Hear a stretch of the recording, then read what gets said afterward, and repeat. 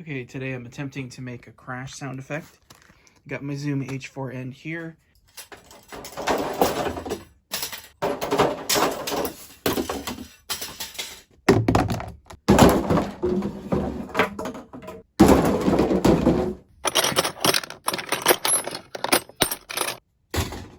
So a lot of what we recorded turned out really good. As you can see, we have 1, 2, 3, 4, 5, 6, 7, 8 tracks to make this large crash sound.